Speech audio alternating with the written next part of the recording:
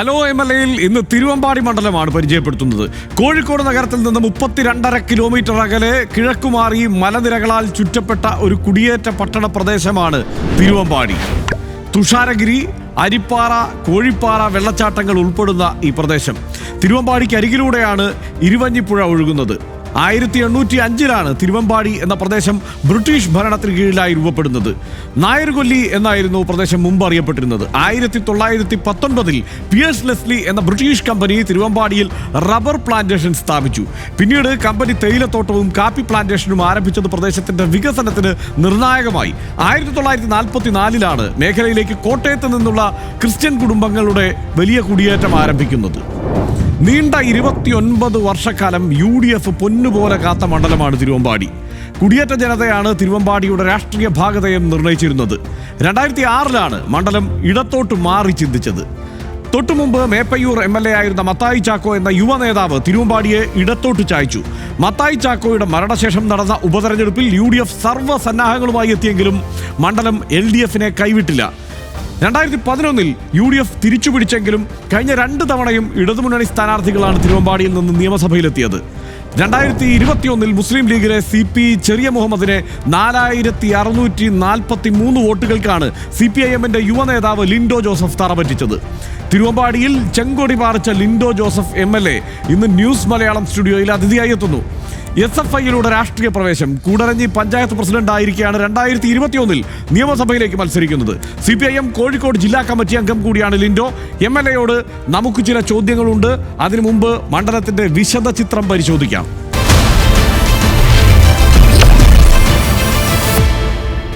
മുമ്പ് തിരുവമ്പാടി ആരെയൊക്കെ തുണച്ചു?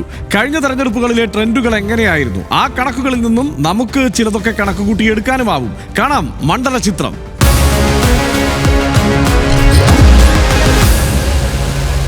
ഇരുവഞ്ഞിപ്പുഴയിലെ കുത്തൊഴുക്കു പോലെയാണ് സമീപകാലത്തായി തിരുവമ്പാടിയിലെ രാഷ്ട്രീയം. ആർക്കും പ്രവചിക്കാനാവില്ല കാര്യങ്ങൾ. ഏത് മലവെള്ളപ്പാച്ചിലിനെയും തടുക്കുമെന്ന് പറഞ്ഞവരൊക്കെ ഒഴുകിപ്പോയിട്ടുണ്ട്, അല്ലെങ്കിൽ അവരെ ഒഴുക്കി വിട്ടിട്ടുണ്ട് തിരുവമ്പാടിക്കാർ. മണ്ഡലത്തിന്റെ ഒരു ചരിത്രം നമുക്ക് നോക്കാം. മണ്ഡലം രൂപീകൃതമായത് 1977 ആദ്യ പ്രതിനിധി P. സിറിയക് ജോൺ ആയിരുന്നു. തിരുവമ്പാടി വേദിയായത് 12 തെരഞ്ഞെടുപ്പുകൾക്കാണ്. LDF 4 തവണയും UDF 8 തവണയും വിജയിച്ചു. 1987 കോൺഗ്രസിലെ PP ജോർജിനാണ് ജയമുണ്ടായത്. 1991 മുതൽ മുസ്ലിം ലീഗിന്റെ കുത്തക മണ്ഡലമാണ് ഇത്. 2006 മത്തായി ചാക്കോയിലൂടെ CPIM അട്ടിമറി ജയം നേടി. 2011 സി മൊയ്ൻകുട്ടി ലീഗിനായി മണ്ഡലം തിരിച്ചുപിടിച്ചു. 2016 2021 CPIMനാണ് ജയമുണ്ടായത്. കഴിഞ്ഞ 48 വർഷത്തെ മണ്ഡല ചരിത്രം നോക്കിയാൽ 3.5 പതിറ്റാണ്ടോളം UDFന്റെ കോട്ടയായിരുന്നു തിരുവമ്പാടി. അത്രയേറെ ഉറപ്പുള്ള മണ്ഡലം. 2006 മുതൽ കാറ്റ് മാറി വീശി തുടങ്ങി. പഴയ UDF ശക്തി ദുർഗത്തിൽ വിള്ളൽ വീണിട്ടുണ്ട്. സംഘടനാ പ്രശ്നങ്ങൾ പരിഹരിച്ചത് CPIMന് ആശ്വാസമാണ്. എങ്കിലും ജമാഅത്തെ ഇസ്ലാമിയുടെ അടക്കമുള്ള വോട്ടുകൾ ഇത്തവണ UDFനെ കേന്ദ്രീകരിച്ചേക്കും. ഏതായാലും കരുത്തുറ്റ പോരാട്ടത്തിനായിരിക്കും ഇക്കുറിയും തിരുവമ്പാടി സാക്ഷ്യം വഹിക്കുക. കഴിഞ്ഞ നിയമസഭാ തെരഞ്ഞെടുപ്പിലെ വോട്ട് നില എങ്ങനെയാണ് എന്ന് നമുക്ക് ഓടിച്ചൊന്ന് പരിശോധിക്കാം. ലിൻഡോ ജോസഫ് LDFന്റെ സ്ഥാനാർത്ഥി 67,867 വോട്ടുകൾക്കാണ് അവിടെ വിജയിച്ചത്. 47.46% വോട്ടായിരുന്നു ലിൻഡോ ജോസഫിന് ലഭിച്ചത്. CP ചെറിയ മുഹമ്മദ് ആയിരുന്നു UDFന്റെ സ്ഥാനാർത്ഥി, ലീഗ് സ്ഥാനാർത്ഥി. 63,224 വോട്ടുകളാണ് ലഭിച്ചത്, 44.21%. ബേബി അമ്പാട്ടായിരുന്നു NDAയുടെ സ്ഥാനാർത്ഥിയായി വന്നത്. ബേബി അമ്പാട്ടിന് ലഭിച്ച വോട്ടുകൾ 7,794. അത്ര വലിയ സ്വാധീനം അവിടെയില്ല മണ്ഡലത്തിൽ. 5.45% വോട്ടാണ് നേടിയത്. ഭൂരിപക്ഷം നോക്കിയാൽ 4,643 വോട്ടുകളുടെ ഭൂരിപക്ഷമാണ് ലിൻഡോ ജോസഫ് നേടിയത്. മുക്കമാണ് മണ്ഡലത്തിലെ ഏക മുനിസിപ്പാലിറ്റി. 2015 മുനിസിപ്പാലിറ്റി രൂപീകൃതമായത് മുതൽ LDFനാണ് ഭരണം. ജമാഅത്തെ ഇസ്ലാമിക്കും സ്വാധീനമുള്ള ഒരു സ്ഥലം കൂടിയാണ് മുക്കം എന്നത് നമ്മൾ ആലോചിക്കേണ്ടതുണ്ട്. പഞ്ചായത്തുകളുടെ ഭരണം മൊത്തത്തിൽ നമുക്കൊന്ന് പരിശോധിക്കാം. തിരുവമ്പാടി പഞ്ചായത്ത് UDF ആണ് ഭരിക്കുന്നത്. കോടഞ്ചേരി പഞ്ചായത്ത് UDF ആണ് ഭരിക്കുന്നത്. കൂടരഞ്ഞി പഞ്ചായത്ത് LDF ആണ് ഭരിക്കുന്നത്. പുതുപ്പാടി പഞ്ചായത്ത് UDF ആണ്. കാരശ്ശേരി പഞ്ചായത്ത് UDF ആണ്. കൊടിയത്തൂർ പഞ്ചായത്ത് UDF ആണ്. അതായത് LDFന്റെ സ്ഥാനാർത്ഥി അവിടെ നിന്ന് വിജയിച്ചു വന്ന മണ്ഡലമാണെങ്കിൽ കൂടി ബഹുഭൂരിപക്ഷം വരുന്ന തദ്ദേശ ഭരണ സ്ഥാപനങ്ങളിലും UDFന് മേൽക്കൈ ഉണ്ട് എന്നത് നമ്മൾ കാണാതെ പോകരുത്. വയനാട് ലോക്സഭാ മണ്ഡലത്തിലാണ് തിരുവമ്പാടി. 2024 ലോക്സഭാ തെരഞ്ഞെടുപ്പിൽ UDF സ്ഥാനാർത്ഥിയായി മത്സരിച്ച രാഹുൽ ഗാന്ധിക്ക് വമ്പൻ ലീഡാണ് തിരുവമ്പാടി സമ്മാനിച്ചത്. എന്നാൽ 2019 നേടിയ ലീഡ് നിലനിർത്താനായില്ല എന്നത് ശ്രദ്ധേയവുമാണ്. CPIയുടെ ദേശീയ നേതാവ് ആനി രാജയെ LDFും BJP സംസ്ഥാന അധ്യക്ഷനായിരുന്ന K സുരേന്ദ്രനെ NDAയും കളത്തിലിറക്കിയിരുന്നു. 3 മുന്നണി സ്ഥാനാർത്ഥികൾക്കും മണ്ഡലത്തിൽ നിന്ന് ലഭിച്ച വോട്ടുകൾ നമുക്ക് പരിശോധിക്കാം. UDFന് 83,219 വോട്ടാണ് അവിടെ നിന്ന് ലഭിച്ചത്. അതായത് 61.88%. നമുക്ക് ഈ ചാർട്ടിൽ നമുക്ക് ആ കണക്ക് കാണാം. 36,663 വോട്ടുകളാണ് LDFന് ലഭിച്ചത്. അതായത് 27.26%. NDA സാധാരണ നിയമസഭാ തെരഞ്ഞെടുപ്പുകളിൽ അവിടെ നിന്ന് നേടുന്നതിനേക്കാൾ വോട്ട് നേടി 13,374 വോട്ട്, അതായത് 9.9% വോട്ട്. രാഹുൽ ഗാന്ധി രാജിവെച്ചതിനെ തുടർന്ന് കഴിഞ്ഞ നവംബറിൽ നടന്ന ഉപതെരഞ്ഞെടുപ്പിൽ പ്രിയങ്ക ഗാന്ധിയെയാണ് UDF രംഗത്തിറക്കിയത്. സത്യൻ മൊകേരി LDFനായും നവ്യ ഹരിദാസ് NDAയ്ക്കായും പോരിനിറങ്ങിയെങ്കിലും രാഹുലിന് ലഭിച്ചതിനേക്കാൾ 3.25% വോട്ട് അധികമായി നേടാൻ പ്രിയങ്കയ്ക്കായി. ഉപതെരഞ്ഞെടുപ്പിൽ ലഭിച്ച വോട്ടുകൾ എങ്ങനെയാണ് എന്നതുകൂടി നമുക്ക് പരിശോധിക്കാം. UDFന് 79,919 വോട്ട്, അതായത് 65.13% വോട്ടുകൾ നിങ്ങൾക്ക് ഈ പൈചാർട്ടിൽ കാണാം. ഇനി LDFന് 29,621 വോട്ടുകൾ, അതായത് 24.14 ആയി അവരുടെ വോട്ട് ശതമാനം കുറഞ്ഞു. NDAയ്ക്ക് വോട്ട് ശതമാനം വർദ്ധിപ്പിക്കാൻ കഴിഞ്ഞു എന്നതും ശ്രദ്ധേയമാണ്. രാഹുൽ ഗാന്ധി മത്സരിച്ച കാലത്തേക്കാൾ വോട്ട് ശതമാനം അവിടെ വർദ്ധിപ്പിക്കാൻ കഴിഞ്ഞു. നിയമസഭാ തെരഞ്ഞെടുപ്പിൽ 5% വോട്ട് മാത്രം കിട്ടുന്ന NDAയ്ക്ക് അവിടെ 11,992 വോട്ടുകൾ നേടാനായി, അതായത് 9.77%. MLA മണ്ഡലത്തിൽ നടത്തിയ പ്രവർത്തനങ്ങളെക്കുറിച്ച് നേരിട്ട് ചോദിക്കാനും അത് നിലവിൽ എങ്ങനെ പോകുന്നു എന്നറിയാനും ഒക്കെ നമുക്ക് ഒപ്പം MLA തന്നെ ഉണ്ടാവും. പറഞ്ഞേ പറ്റൂ. തിരുവമ്പാടി മണ്ഡലത്തിൽ ലിൻഡോ ജോസഫ് MLAയുടെ പൈലറ്റ് പ്രോജക്റ്റാണ് ആനക്കാംപൊയിൽ കള്ളാടി മേപ്പാടി തുരങ്കപാത. വയനാട് ചുരത്തിന്റെ ബദൽ പാത എന്നതിനൊപ്പം വിനോദസഞ്ചാര മേഖലയ്ക്ക് നേട്ടമായി മാറാനും തുരങ്കപാതയ്ക്ക് സാധിക്കും എന്നാണ് MLAയുടെ പ്രതീക്ഷ. MLAയിലേക്ക് പോകും മുമ്പ് പ്രോജക്റ്റിനെ കുറിച്ച് കണ്ടുവരാം.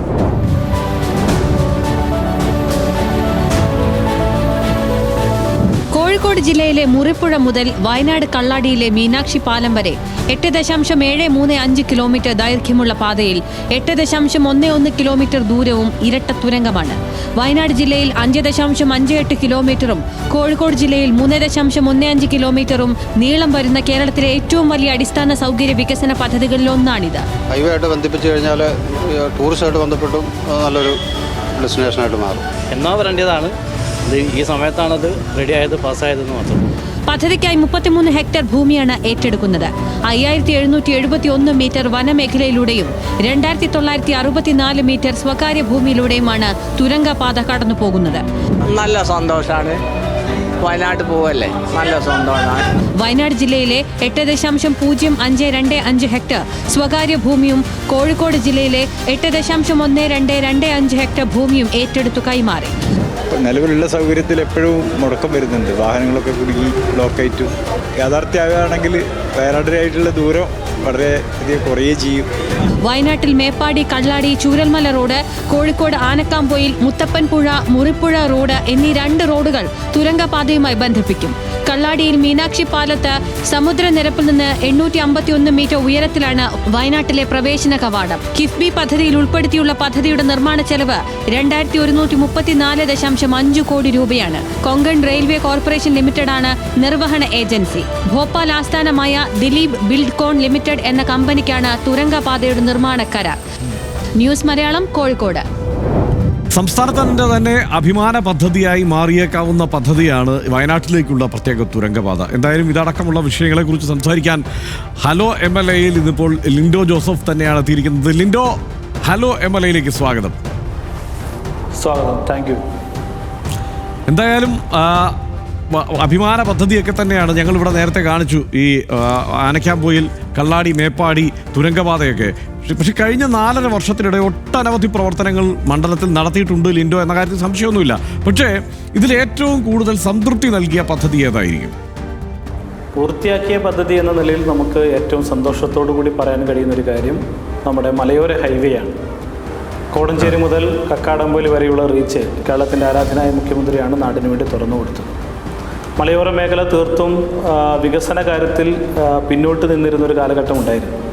അതിൽ നിന്ന് വ്യത്യസ്തമായിട്ടാണ് മലയോര മേഖലകളെ മുഴുവൻ കോർത്തിണക്കി ഒരു മലയോര ഹൈവേ എന്നൊരാശയം സംസ്ഥാന ഗവൺമെൻറ് വിഭാവനം ചെയ്തു. തിരുവമ്പാടി നിയോജക മണ്ഡലത്തിൽ 3 റീച്ചുകളായിട്ടാണ് മലയോര ഹൈവേയുടെ നിർമ്മാണ പ്രവൃത്തി നടക്കുന്നത്. അത് കോടഞ്ചേരി മുതൽ കക്കാടംപൊയിൽ വരെയുള്ള റീച്ച് ബഹുമാനപ്പെട്ട മുഖ്യമന്ത്രി ഉദ്ഘാടനം ചെയ്തു. 198 കോടി രൂപയാണ് പ്രസ്തുത പദ്ധതിക്ക് വേണ്ടി ചെലവഴിച്ചത്. ആ നിർമ്മാണ പ്രവൃത്തി പൂർത്തീകരിച്ചതോടുകൂടി മലയോര മേഖല, പ്രത്യേകിച്ച് തിരുവമ്പാടി, കൂടരഞ്ഞി, അതുപോലെ തന്നെ കോടഞ്ചേരി പഞ്ചായത്തുകളിൽ ഉണ്ടായിട്ടുള്ള വലിയ മുന്നേറ്റമാണ് ഏറ്റവും സന്തോഷകരമായ കാര്യം. അതോടൊപ്പം തന്നെ സെക്കൻഡ് റീച്ചുകളുടെ പണി മലപ്പുറത്ത് നിന്ന് കോടഞ്ചേരിക്കും, കോടഞ്ചേരിയിൽ നിന്ന് ഇവിടെ വരെയുള്ള റോഡുകളുടെയും മലപ്പുറം വരെയുള്ള റോഡുകളുടെയും പ്രവൃത്തി, മലയോര ഹൈവേയുടെ ഭാഗമായിട്ടുള്ള പ്രവൃത്തി നടന്നുകൊണ്ടിരിക്കുകയാണ്. അപ്പോൾ പൂർത്തീകരിച്ച പദ്ധതി എന്ന നിലയിൽ ഏറ്റവും സന്തോഷകരമായ പദ്ധതി മലയോര ഹൈവേയുടെ നിർമ്മാണ പൂർത്തീകരണമാണ്. ഇനി വരാനുള്ള പദ്ധതികൾ എന്ന നിലയിൽ വയനാടിനെയും കോഴിക്കോട് ജില്ലയും തമ്മിൽ ബന്ധിപ്പിക്കുന്ന ആനക്കാമ്പിൽ കള്ളാടി മേപ്പാടി തുരങ്കപാതയുടെ 2134 കോടി രൂപ ചെലവ്. തീർച്ചയായും സ്വാഭാവികമായും തുരങ്കപാത എന്നതൊരു അഭിമാന പദ്ധതിയായി അവതരിപ്പിക്കാൻ കാണും. മാത്രമല്ല മണ്ഡലത്തിൽ പൊതുവെ ഈ വഴികളുടെ വികസനമാണ് പ്രധാനപ്പെട്ട ഒരു നേട്ടമായി ആദ്യം തന്നെ ലിൻഡോയ്ക്ക് ഓർക്കാനുള്ളത്. ഇതിനപ്പുറം മണ്ഡലത്തിൽ നടപ്പാക്കിയ മറ്റു പദ്ധതികളെക്കുറിച്ച് ഒന്ന് ചുരുക്കത്തിൽ പറയാമോ? തീർച്ചയായിട്ടും എല്ലാ മേഖലയിലും വികസനം എത്തിക്കാൻ വേണ്ടി കഴിഞ്ഞു എന്നതാണ് ഏറ്റവും കൂടുതൽ സന്തോഷകരമായ കാര്യം. കിഫ്ബി പദ്ധതിയിൽ മാത്രം 2700 കോടി രൂപയുടെ വികസന പ്രവർത്തനങ്ങൾ നടക്കുന്ന മണ്ഡലമാണ് തിരുവമ്പാടി നിയോജകമണ്ഡലം. 2134 കോടി രൂപയാണ് നമ്മുടെ മലയോര ആനക്കാമ്പൂർ കള്ളാടി മേപ്പാടി തുരങ്കപാതയ്ക്ക് വേണ്ടി ഗവൺമെൻറ് നീക്കി വെച്ചിരിക്കുന്നത്. ഇതിനോടകം പൂർത്തീകരിച്ച മലയോര ഹൈവേക്ക് വേണ്ടി ചെലവാക്കിയത് 198 കോടി രൂപയാണ്. സെക്കൻഡ് റീച്ചിന് ഗവൺമെൻറ് നീക്കി വെച്ചിരിക്കുന്നത് കോടഞ്ചേരി മുതൽ മലപ്പുറം വരെയുള്ള റീച്ചിന് ഗവൺമെൻറ് അനുവദിച്ചിരിക്കുന്ന തുക, നിർമ്മാണം നടന്നുകൊണ്ടിരിക്കുന്ന റോഡിന് അനുവദിച്ചിരിക്കുന്ന തുക 48 കോടി രൂപയാണ്. കൈതപ്പൊയിൽ നിന്ന് അഗസ്ത്യമൂടി വരെയുള്ള 21 കിലോമീറ്റർ ദൂരം റോഡ് നവീകരിക്കാൻ സംസ്ഥാന ഗവൺമെൻറ് കിഫ്ബി പദ്ധതിയിലൂടെ ചെലവഴിച്ച തുക 98 കോടി രൂപയാണ്. തിരുവമ്പാടിയിൽ നിന്ന് മറുപുഴ, നമ്മുടെ ആനക്കാമ്പൂൽ കള്ളാടി മേപ്പാടി തുരങ്കപാത ആരംഭിക്കുന്ന മറുപുഴയിലേക്കുള്ള റോഡ് 17 കിലോമീറ്റർ ദൂരം സംസ്ഥാന ഗവൺമെൻറ് കിഫ്ബി പദ്ധതിയിലൂടെ നവീകരിക്കാൻ പണം അനുവദിച്ചത് 108 കോടി രൂപയുടേതാണ്. പണി പൂർത്തീകരിച്ച ചുള്ളിക്കാപ്പറമ്പ് മുതൽ കവലയുടെ വരെയുള്ള റോഡ് 36 കോടി രൂപയാണ് റൈറ്റ്. അതായത് ഏതായാലും നമുക്ക് എല്ലാ വികസന പദ്ധതികളും മൊത്തം പറഞ്ഞവതരിപ്പിച്ച് പോകാൻ സമയമില്ലാത്തതുകൊണ്ടാണ്. ഏതായാലും 2700 കോടി രൂപയുടെ പദ്ധതികൾ അവിടെ നടപ്പാവുന്നു എന്നതാണ് ലിൻഡോ പറഞ്ഞത്. മണ്ഡലത്തിൽ ആരംഭിക്കാൻ അല്ലെങ്കിൽ പൂർത്തിയാക്കാൻ ഇനി ആഗ്രഹമുള്ള പദ്ധതി സ്വാഭാവികമായും അങ്ങനെ ഒരു ചോദ്യം ഈ പരിപാടിയിൽ വേണ്ടതുള്ളത് കൊണ്ട് ഞാൻ ചോദിക്കുകയാണ്. സ്വാഭാവികമായും അത് തുരങ്കപാതയായിരിക്കുമല്ലേ? 2 പ്രധാനപ്പെട്ട പദ്ധതികളാണ്. ഒന്ന് കക്കാടംപൊയിൽ കേന്ദ്രീകരിച്ചുകൊണ്ട് ഒരു ടൂറിസം പദ്ധതി നമ്മൾ നടപ്പിലാക്കണമെന്ന് ആഗ്രഹിച്ചിരുന്നു. Tourism village Kakkadampoyil. ഇപ്പോഴാണ് നമുക്ക് സ്ഥലം വിട്ടുകിട്ടിയത്. അതിനോടനുബന്ധിച്ചുള്ള പദ്ധതികളെല്ലാം നമുക്ക് സമർപ്പിച്ചു. പക്ഷേ അതിൻ്റെ അംഗീകാരമായിട്ടില്ല. നമ്മുടെ വനം വകുപ്പിൻ്റെ നേതൃത്വത്തിലുള്ള എക്കോ ടൂറിസം പദ്ധതിക്ക് മാത്രമാണ് നമുക്ക് അംഗീകാരം കിട്ടിയത്. മറ്റ് പദ്ധതികൾ നമ്മൾ അംഗീകാരം കിട്ടണമെന്ന് ആഗ്രഹിച്ചതാണ് ഈ കാലയളവിൽ. അത് അംഗീകാരം കിട്ടിയിട്ടില്ല. അതിനു വേണ്ടിയിട്ടുള്ള നല്ല ശ്രമം നടക്കുന്നുണ്ട്. അത് പൂർത്തീകരിക്കാൻ വേണ്ടി കഴിഞ്ഞാൽ വലിയ സന്തോഷം ആകുമായിരുന്നൊരു പദ്ധതിയാണ്. പക്ഷെ അത് നമുക്ക് അതിൻ്റെ പ്രവൃത്തികൾ നടന്നെങ്കിലും അത് പൂർത്തീകരിക്കാൻ കഴിഞ്ഞിട്ടില്ല എന്നുള്ളതാണ് ഒന്നാമത്തെ പ്രശ്നം. മറ്റൊന്ന്, വളരെ പ്രതീക്ഷയോടുകൂടി നമ്മൾ കണ്ടിരുന്നൊരു പദ്ധതിയാണ് അടിവാരം ലക്കിടി ചുരം കേബിൾ കാർ. തത്വത്തിലുള്ള ഗവൺമെൻറ്റിൻ്റെ അംഗീകാരം, പ്രാഥമികമായ അംഗീകാരം ഇപ്പോൾ ലഭ്യമായി. സമീപ ഭാവിയിൽ നമുക്കതെല്ലാം പൂർത്തീകരിച്ച് തിരുവമ്പാടി നിയോജകമണ്ഡലത്തിൻ്റെ മുഖം മാറ്റാൻ വേണ്ടി കഴിയും. ഇപ്പോൾ വലിയ രൂപത്തിൽ മാറ്റം നമുക്ക് ഉണ്ടാക്കിയിട്ടുണ്ട്. ഇനിയും ഒരുപാട് ഉയരങ്ങളിലേക്ക് തിരുവമ്പാടി എത്തിക്കാൻ കഴിയും. വലിയ പ്രതീക്ഷകളാണ് ലിൻഡോയ്ക്ക് പങ്കുവെക്കാനുള്ളത്. MLA യോട് കൂടുതൽ ചോദ്യങ്ങൾ ചോദിക്കാൻ മണ്ഡലത്തിൽ നിന്ന് തന്നെയുള്ള ഒരു പ്രതിപക്ഷ ശബ്ദമുണ്ട്. ന്യൂസ് മലയാളത്തിനൊപ്പം ഈ പരിപാടിയുടെ പ്രധാന ഭാഗത്തിലേക്കാണ് നമ്മൾ നീങ്ങുന്നത്. ചോദിക്കാനും പറയാനും.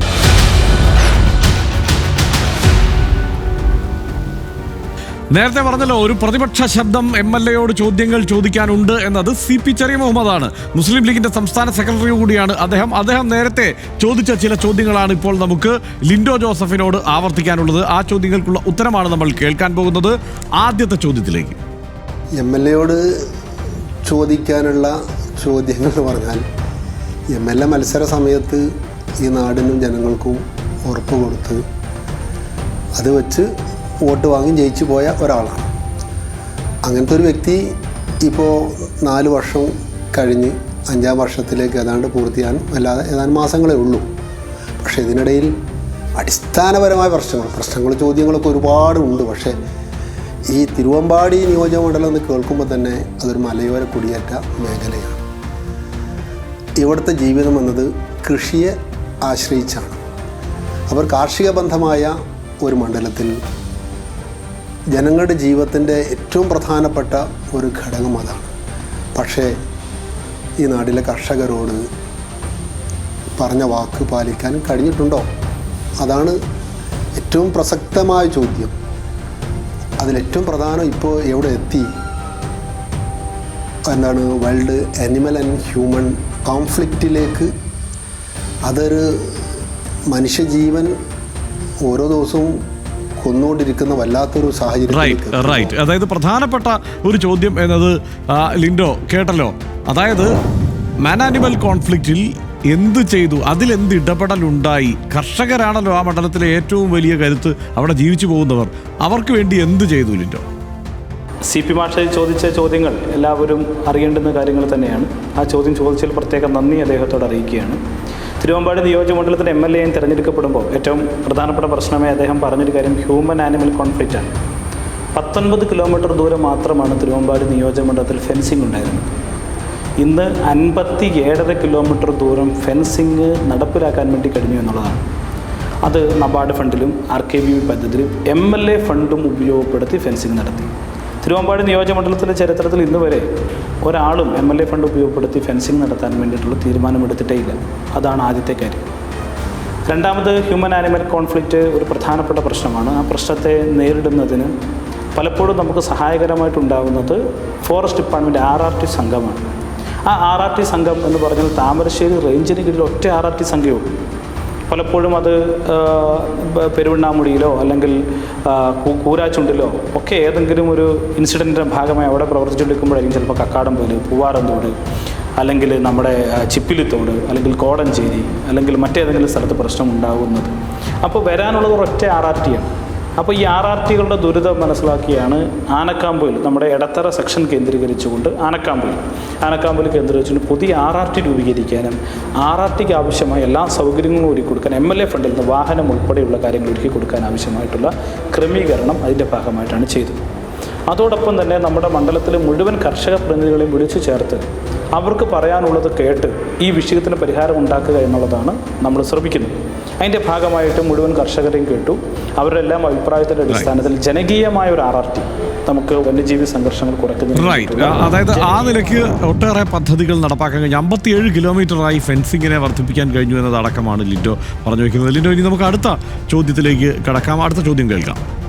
പതങ്കയത്തായിരുന്നാലും തുഷാരഗിരി ആയിരുന്നാലും അത് അനക്കാമ്പൊയിലായിരുന്നാലും അത് പൂവാറന്തോടായിരുന്നാലും നായാട്ടുപൊയിലായിരുന്നാലും അങ്ങനെ തുടങ്ങി ഈ കക്കാടംപൊയിലായിരുന്നാലും തുടങ്ങി ഞങ്ങളുടെ ഈ ഒരു പഞ്ചായത്തിൻ്റെ ചാലിയാർ വരെയുള്ള ഈ പ്രദേശങ്ങളെല്ലാം ടൂറിസത്തിന് അനന്ത സാധ്യതകളാണ്. ഒരുപാട് പേര് അവിടെ വന്ന് പോകുന്നൊക്കെ ഉള്ളു. പക്ഷേ ഈ ഒരു ടൂറിസത്തിൻ്റെ വലിയൊരു ഡെസ്റ്റിനേഷനായി മാറുന്ന കാര്യത്തിൽ എന്താണ് ഈ സർക്കാരോ ഈ ജനപ്രതിനിധിയോ? ധാരാളം ആളുകൾ പോകുന്ന സ്ഥലങ്ങളുണ്ട് അവിടെ. പക്ഷേ ലിൻഡോ, അവിടെ ഒരു ടൂറിസം ഡെസ്റ്റിനേഷൻ എന്ന് പക്ഷേ തിരുവമ്പാടിയെ പറഞ്ഞു വയ്ക്കാവുന്ന തരത്തിലേക്ക് ആ വികസനം എത്തിയിട്ടില്ല എന്നാണ് ആരോപണം.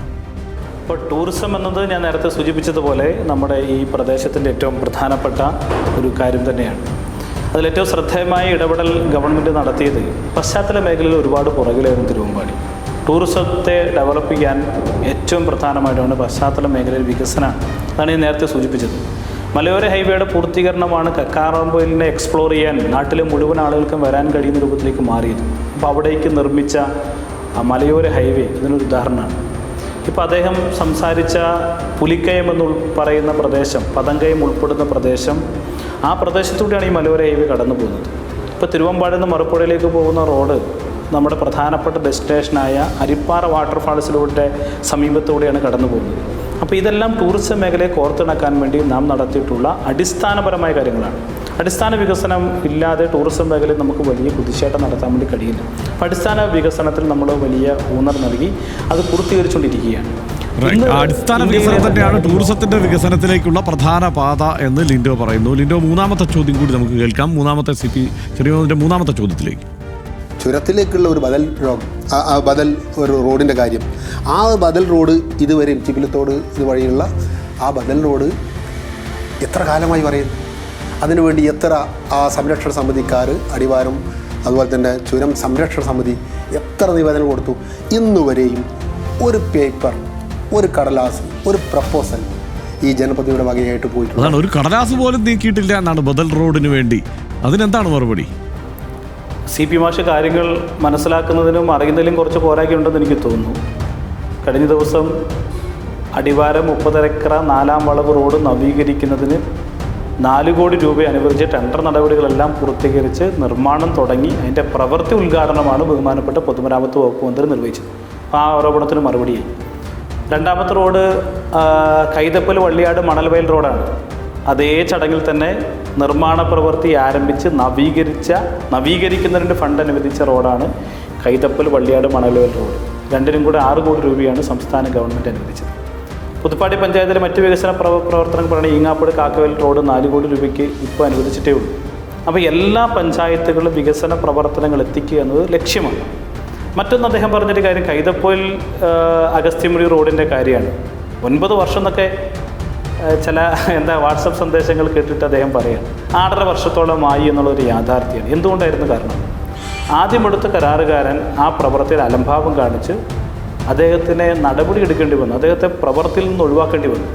2018 നിർമ്മാണ പ്രവൃത്തി ആരംഭിച്ചത്. അതിൻ്റെ കുറേ കാലതാമസം വന്നിട്ട് ആ നിർമ്മാണ കരാറുകാരൻ അതിൽ നടപടിയെടുത്ത് റീടെൻഡർ ചെയ്ത് പുതിയ വർക്ക് അവാർഡ് ചെയ്യേണ്ടി വന്നു. വർക്ക് അവാർഡ് ചെയ്ത് പുതിയ കരാറുകാർ വന്ന സമയത്താണ് വാട്ടർ അതോറിറ്റിയുടെ പൈപ്പ് ലേയിങ് വരുന്നത്. അപ്പോൾ സ്വാഭാവികമായിട്ട് നിർമ്മാണ പ്രവൃത്തികൾ അവിടെ നിർത്തിവെച്ച് വാട്ടർ അതോറിറ്റിയുടെ പൈപ്പ് പൂർണ്ണമായിട്ടും ഇടുന്നതിന് വേണ്ടിയിട്ടുള്ള സമയം അവർക്ക് കൊടുക്കേണ്ടതായി വന്നു. വാട്ടർ അതോറിറ്റിയുടെ പൈപ്പ് അഗസ്ത്യമുഴി മുതൽ കൈതപ്പൂർ വരെ പൂർണ്ണമായിട്ട് ഇട്ട് കഴിഞ്ഞിട്ട് റോഡ് പണി പൂർത്തീകരിച്ചതിന് ശേഷം പൈപ്പ് ഇടുമ്പോൾ ഉണ്ടാകുന്ന ബുദ്ധിമുട്ടിനേക്കാൾ നല്ലതാണല്ലോ പൂർത്തീകരിക്കുന്നതിന് മുന്നേ. ഏതായാലും ബഹുമാനപ്പെട്ട CP മാഷിൻ്റെ വിമർശനം കൂടി മുന്നിൽ കണ്ടുകൊണ്ട് ഏതായാലും ഈ ഒക്ടോബർ മാസത്തിൽ കൈതപ്പൊയിൽ അഗസ്ത്യമുടി കൈതപ്പൊയിൽ റോഡിൻ്റെ ഉദ്ഘാടന കർമ്മം തന്നെ എല്ലാ നിർമ്മാണവും പൂർത്തീകരിച്ച് ഉദ്ഘാടന കർമ്മം തന്നെ നിർവഹിക്കാമെന്നുള്ള കാര്യം സന്തോഷത്തോടു കൂടി CP മാഷെ അറിയിക്കുകയാണ്. മണ്ഡലത്തിൽ നിങ്ങൾക്ക് എതിരെ മത്സരിച്ച് പരാജയപ്പെട്ട മുന്നണിയുടെ ചോദ്യങ്ങളെല്ലാം ഏതാണ്ട് അവസാനിച്ചിട്ടുണ്ട്. ഇനി മറ്റു ചില കാര്യങ്ങൾ കൂടിയുണ്ട്. അതുകൊണ്ട് താങ്കൾ തുടരണം. ആദ്യം പറഞ്ഞല്ലോ നിങ്ങൾക്ക് നാട്ടുകാർക്ക് MLAയോട് 4 വർത്താനം പറയാനുണ്ടാകുമോ, അതിന് സാധ്യതയുണ്ട് എന്നൊക്കെ. അല്ലെങ്കിൽ MLAയെ പറ്റി ചില അഭിപ്രായങ്ങളെങ്കിലും ഉണ്ടാകുമല്ലോ. ഞങ്ങളുടെ ക്യാമറകൾ ജനങ്ങളിലേക്കും എത്തിയിട്ടുണ്ട്. നാട്ടുകാർ പറയുന്നത് കൂടി കേൾക്കാം. ലിൻഡോയും അത് കേൾക്കട്ടെ.